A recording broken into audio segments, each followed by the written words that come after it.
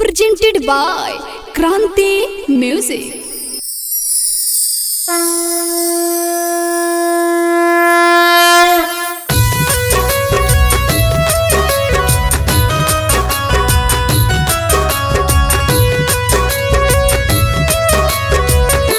आप सुन रहे हैं सिंगर अनु कुशवाहा को।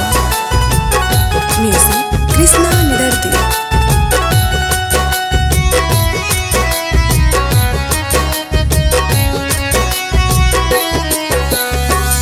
गंगा जी के घाटिया पर हम हो दियरिया बारब है छठी मैया।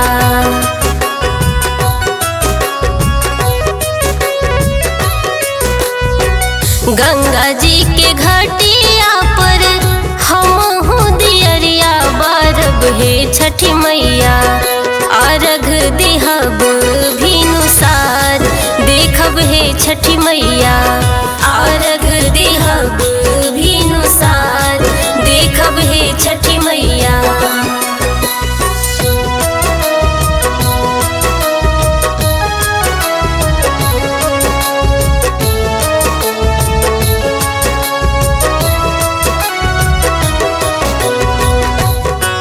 Presented by Kranti Music.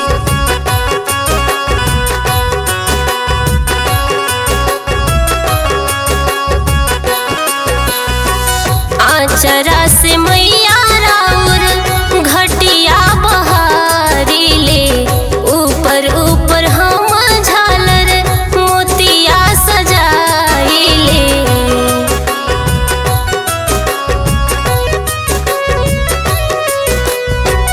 Achara से मैया राउर घटिया बहारी ले। ऊपर ऊपर हम झालर मोतिया सजाई ले। जगमग करी सारी रात देखब है छठी मैया। जगमग करी सारी रात देखब है छठी मैया। अर्घ देहब भिनुसार देखब है छठी मैया।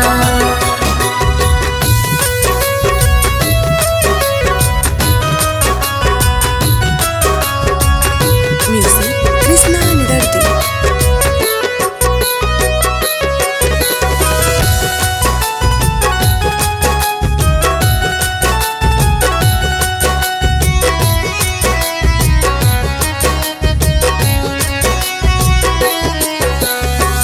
चौबीस कोसिया के बेदिया बनाई ले।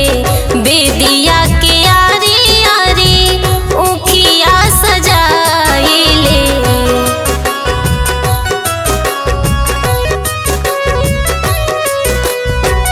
चौबीस कोसिया के बेदिया बनाई ले।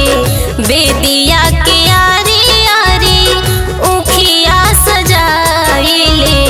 चननी तनाइब स्वामी साथ देखब है छठी मैया। चननी तनाइब स्वामी साथ देखब है छठी मैया। अर्घ देहब भिनुसार देखब है छठी मैया।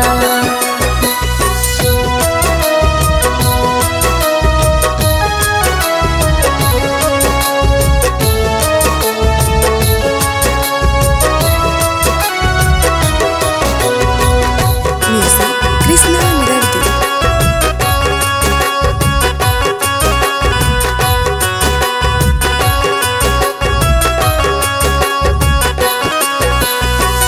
हे छठी मैया हमर भर देह गोदिया हो।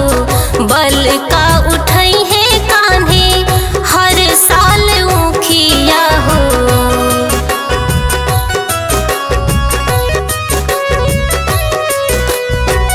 हे छठी मैया हमर भर देह गोदिया हो।